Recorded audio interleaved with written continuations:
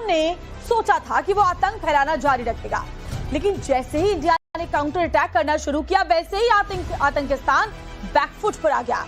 जैश, हिजबुल मुजाहिदीन और लश्कर ताइबा के आतंकियों की इतनी लाशें बिछ गईं कि मसूद अजहर भी मौत की भीख मांगने लगा। लाहौर से लेकर रावलपिंडी तक हर जगह आतंकी ठिकाने मिट्टी में मिल गए। ऑपरेशन सिंदूर की गाज ऐसी गिरी कि शहबाज से लेकर मुनीर तक आतंकियों के पनाहगाह कांप उठे और सीज फायर के लिए गिड़गिड़ाने लगे। बड़ी खबर आपको इससे जुड़ी बताते हैं।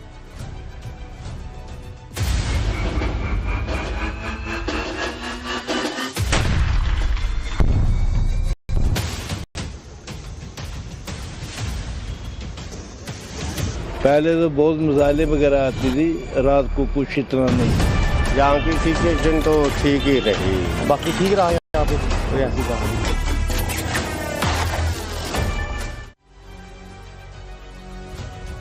तो देखिए हालात ये बने कि आतंकियों के पनाहगार अब भी ये मांग रहे हैं कि उनको भी मौत मिल जाए। और देखिए जो आतंक के अड्डे हैं उन्हें भारत ने मिट्टी में मिला दिया। इस बीच एक बड़ी खबर आपको बताते हैं। 11 बजे भारतीय सेना की एक प्रेस कॉन्फ्रेंस होने वाली है।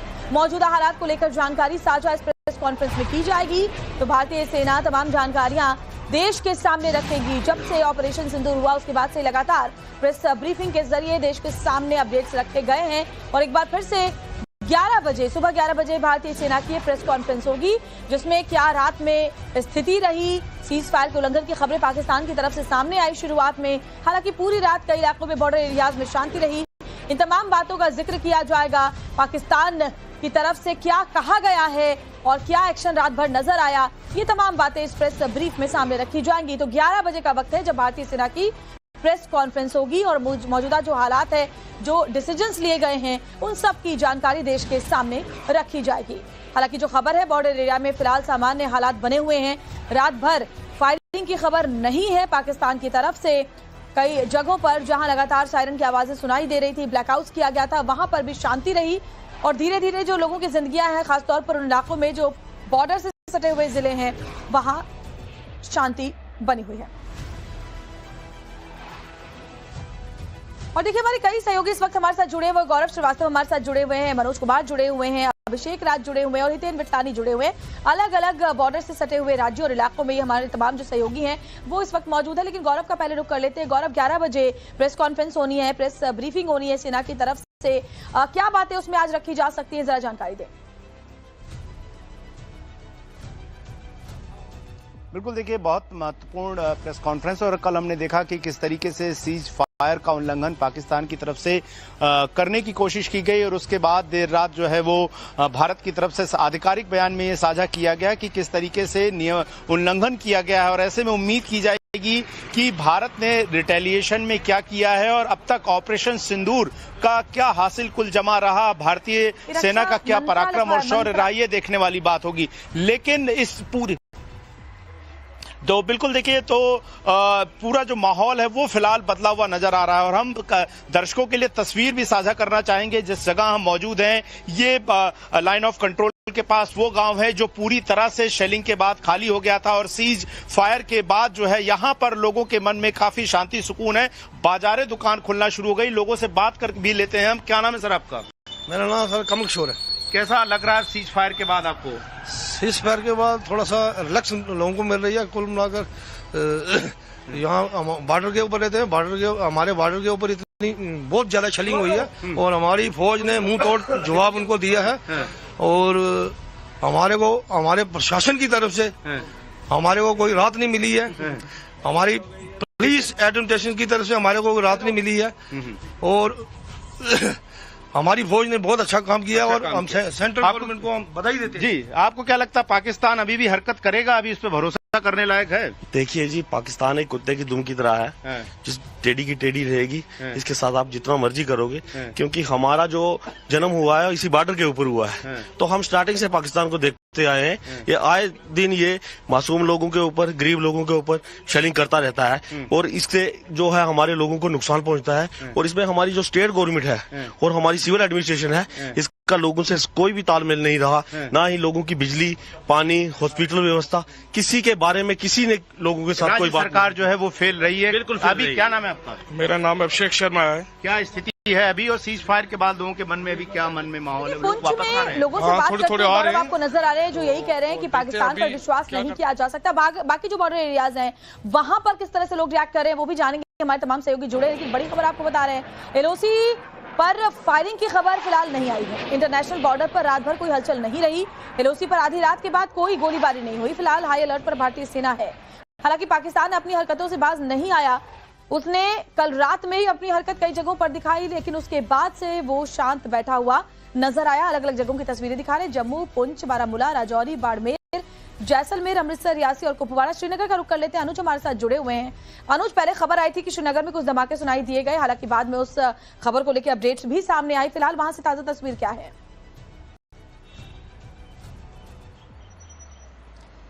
जी देखिए, रात से अगर यहाँ बात करें तो किसी तरीके की आवाज, किसी तरीके की फायरिंग, किसी तरीके के धमाके की कोई भी आवाज जो है वो सुनाई नहीं दी। और दूसरी तरफ जो एलओसी के एरिया थे, खासतौर पे कश्मीर की बात करें तो उरी और कुपवाड़ा जो सबसे ज्यादा इफेक्टेड रहे, जहां पर जब हमने देखा कि ऑपरेशन सिंदूर के बाद सबसे ज्यादा सीज फायर का उल्लंघन उन इलाकों में हुआ, उन इलाकों की भी अगर हम बात करें तो रात से किसी तरीके की सीज फायर के उल्लंघन के मामले सामने नहीं आए, किसी तरीके की फायरिंग की खबर नहीं आई। लेकिन सबसे बड़ी बात यहाँ पर यह है कि निश्चित तौर पर जो लोग हैं उनका यही कहना है कि पाकिस्तान पर भरोसा नहीं किया जा सकता। पाकिस्तान कभी भी अपना दोहरा चरित्र जो है वो दिखा सकता है, और यही वजह है कि कहीं न कहीं भारतीय सेना जो है वो भी पूरी तरीके से अलर्ट मोड पर है। हालांकि जिस तरीके से सीज फायर हुआ उसके बाद हमने देखा कि खासतौर पे जो बॉर्डर एरिया के इलाके थे, उरी और कुपवाड़ा के, वहां पे लोगों के चेहरे पे खुशी दिखी। लोग जिस तरीके से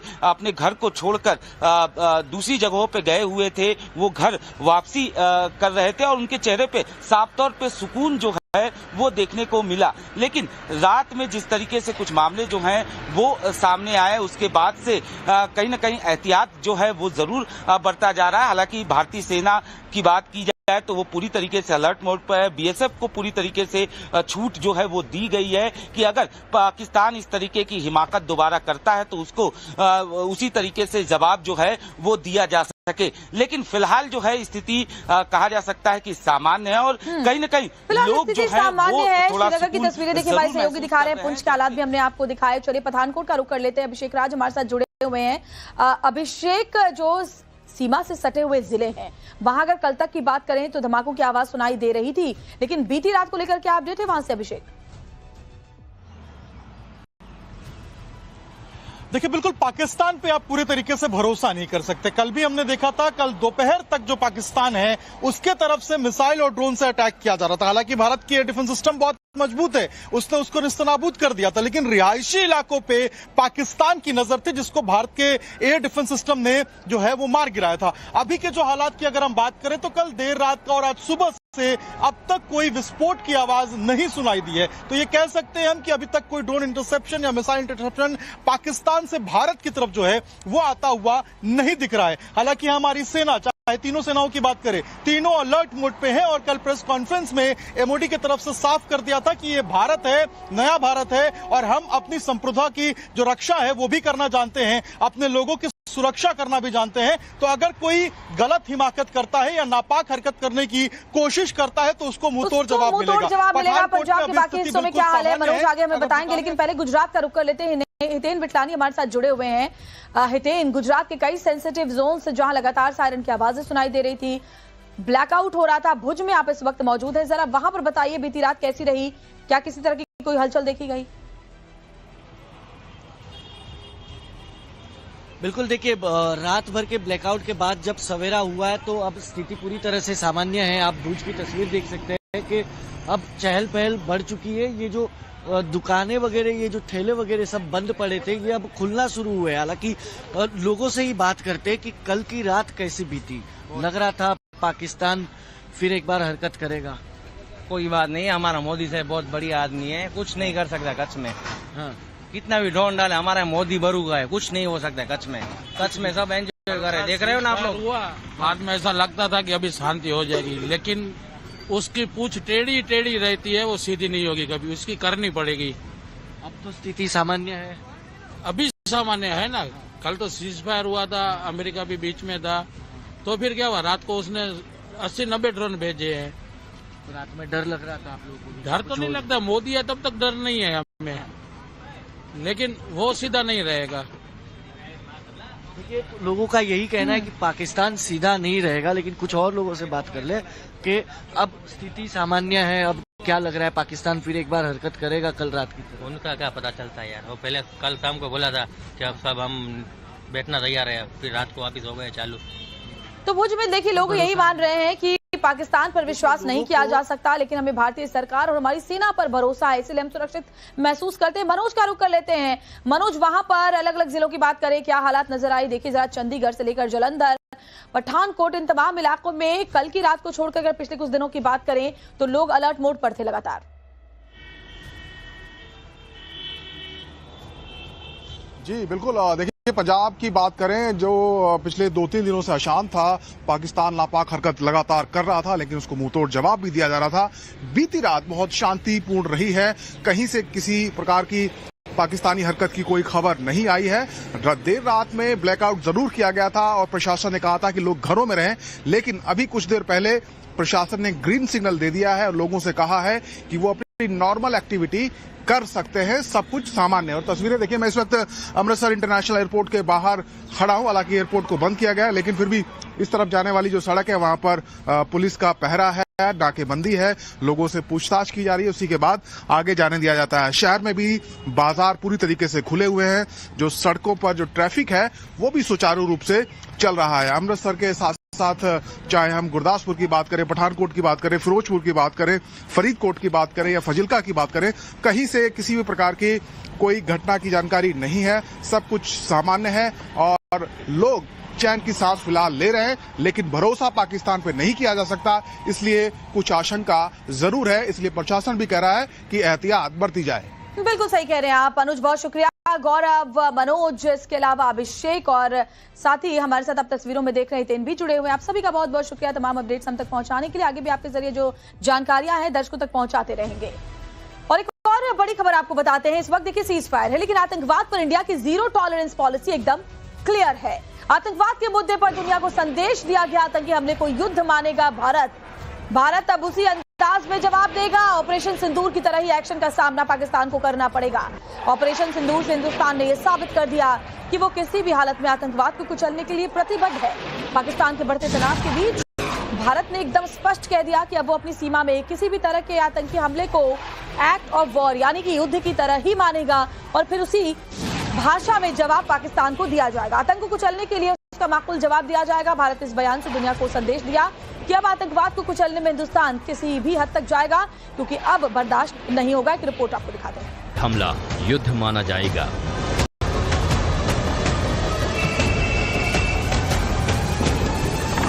अब ऐसी हिमाकत बर्दाश्त नहीं करेगा भारत। ऑपरेशन सिंदूर से दुनिया को बताया स्टैंड।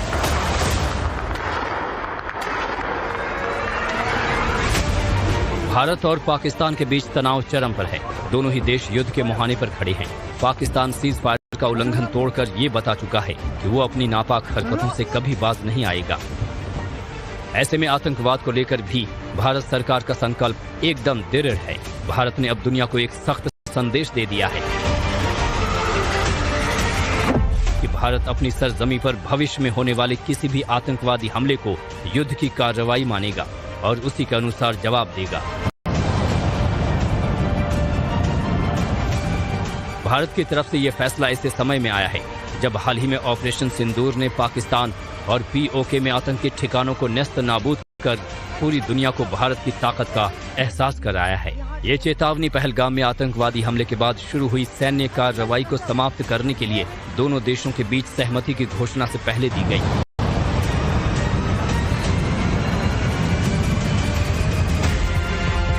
मोदी सरकार ने आतंकवादी घटनाओं के खिलाफ एक स्पष्ट लक्ष्मण रेखा खींचने की कोशिश की है और यह स्पष्ट कर दिया है कि यदि पाकिस्तान से जुड़े आतंकवादी फिर से भारत को निशाना बनाते हैं तो सरकार ऑपरेशन सिंदूर जैसा एक्शन भाषा में पाकिस्तान को जवाब दिया जाएगा। देखिए, सीज फायर के बाद भी पाकिस्तान ने कई जगहों पर सीज फायर का उल्लंघन किया। हालांकि पूरी रात की बात करें तो हमारे तमाम रिपोर्टर्स जो बॉर्डर एरियाज में मौजूद हैं उन्होंने तस्वीरें साफ की हैं। साहिल सोहेल भी हमारे सहयोगी श्रीनगर से इस वक्त जुड़े हुए हैं। साहिल, क्या जानकारी, एलओसी के तमाम जो संवेदनशील इलाके हैं उनके बारे में भी जानकारी दें और भी वहां से क्या अपडेट्स रात भर रही है, सब कुछ साझा करें। देखिए, मैं लगातार लाइन ऑफ कंट्रोल के उरी सेक्टर से रिपोर्ट कर रहा हूं और रात के वक्त कल जिस तरीके से सीज फायर की घोषणा हुई उसके बाद जिस तरीके की एक्टिविटीज श्रीनगर और लाइन ऑफ कंट्रोल के नजदीकी इलाकों में देखने को मिली, उससे फिर एक बार लोगों में कहीं न कहीं पर खौफ और दहशत बैठ गई है।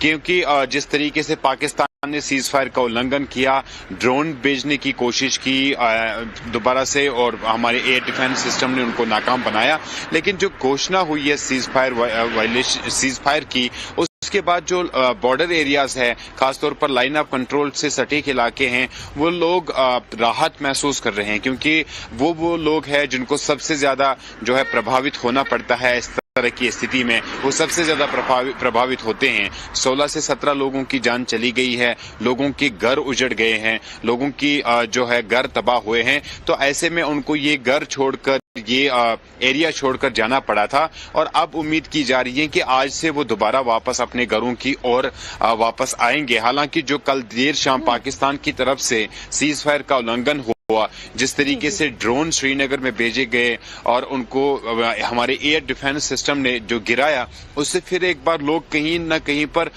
ये जरूर विचार कर रहे हैं कि पहले देखेंगे कि सीज फायर ये जो है ये बना रहेगा कि या दोबारा पाकिस्तान इस पे जो है वायलेशन करेगा। पाकिस्तान पे क्योंकि देखिए विश्वास नहीं कर सकते और सबसे बड़ी बात है अगर पाकिस्तान ऐसा करता भी है साहिल, तो भारत ने साफ कर दिया है कि आपका ऐसा कोई भी एक्शन एक्ट ऑफ वॉर माना जाएगा और उसी भाषा में जवाब दिया जाएगा। बहरहाल बहुत बहुत शुक्रिया जानकारी देने के लिए, आगे भी अपडेट्स आपसे लेंगे। और एक और बड़ी खबर आपको बताते हैं, सीज फायर के ऐलान के बाद पाकिस्तान ने एक बार फिर गुस्ताखी की और सीमावर्ती राज्यों में सीज फायर का उल्लंघन किया। पाकिस्तान के इस करतूत के बाद टीम इंडिया के पूर्व क्रिकेटर वीरेंद्र सहवाग और शिखर धवन ने नापाक मुल्क को जमकर धोया है। रिपोर्ट दिखाते हैं।